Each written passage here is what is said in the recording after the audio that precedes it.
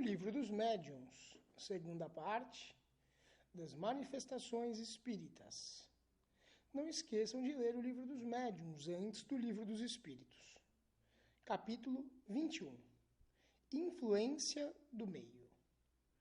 Segue algumas questões. 1. O meio em que o médium se encontra exerce alguma influência sobre as manifestações?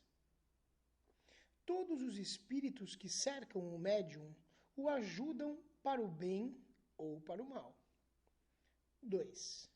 Os espíritos superiores não podem vencer a má vontade do espírito encarnado que lhe serve de intérprete e dos que o cercam?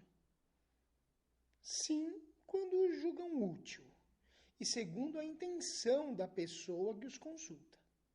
Já o dissemos, os espíritos mais elevados podem às vezes comunicar-se para um auxílio especial, malgrado a imperfeição do médium e do meio, mas então estes lhe permanecem completamente alheios.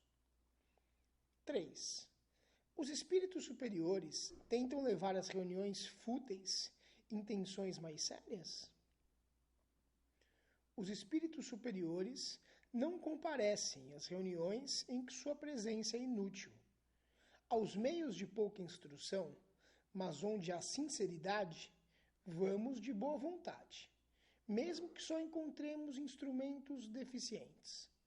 Mas aos meios instruídos, em que a ironia impera, não vamos. Neles é necessário tocar os olhos e os ouvidos, e esse é o papel dos espíritos batedores e zombeteiros. É bom que os que se vangloriam da sua sabedoria sejam humilhados pelos espíritos menos sábios e menos adiantados. 4. É proibido aos espíritos inferiores comparecerem às reuniões sérias? Não, às vezes permanecem nelas, a fim de aproveitarem os ensinamentos que vos são dados, mas se calam como os estouvados numa reunião de sábios. Segue agora algumas considerações de Kardec. Seria errado pensar que é necessário ser médium para atrair os seres do mundo invisível. Eles povoam o espaço, estão constantemente ao nosso redor, nos acompanham, nos veem e observam, intrometem-se nas nossas reuniões, procuram-nos ou evitam-nos, conforme os atraímos ou repelimos. A faculdade mediúnica nada tem com isso.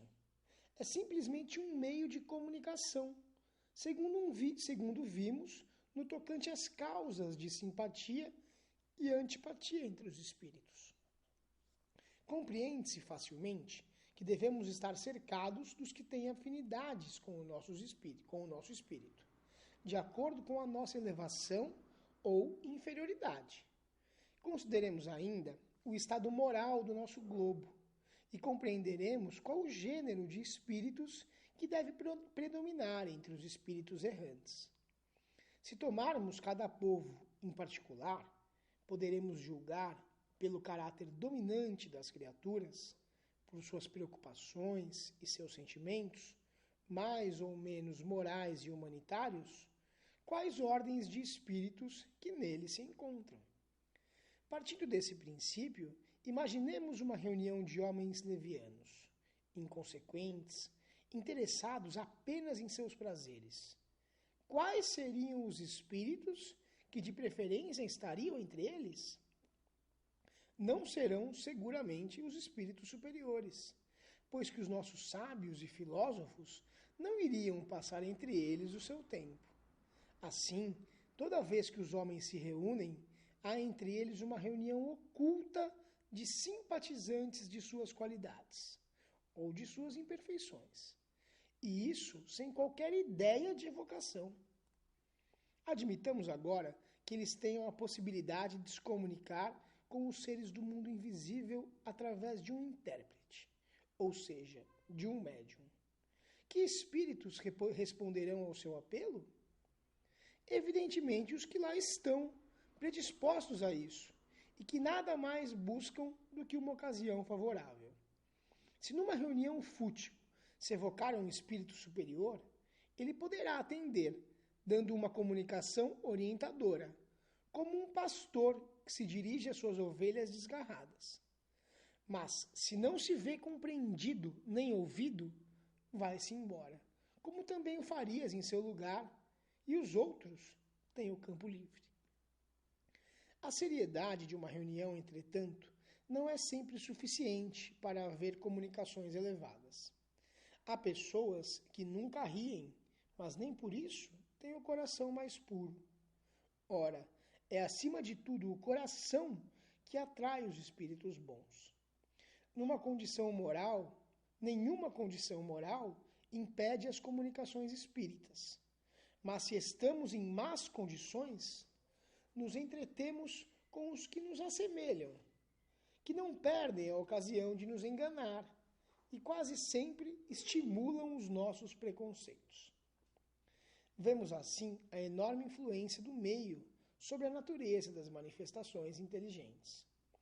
Mas essa influência não se exerce como pretendiam algumas pessoas, quando ainda não se conhecia como hoje o mundo dos espíritos, e antes que essas experiências decisivas tivessem esclarecido as dúvidas.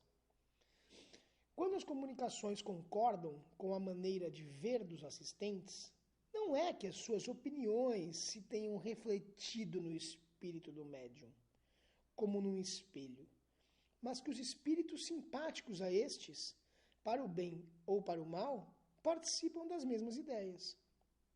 A prova disso é que, se puderem atrair outros espíritos para se comunicarem em lugar dos que habitualmente o cercam, o mesmo médium falará uma linguagem muito diferente, dando comunicações bastante afastadas das suas ideias e convicções. Em resumo, as condições do meio serão tanto melhores quanto maior homogeneidade houver para o bem. Com mais sentimentos puros e elevados, mais desejo sincero de aprender, sem segundas intenções.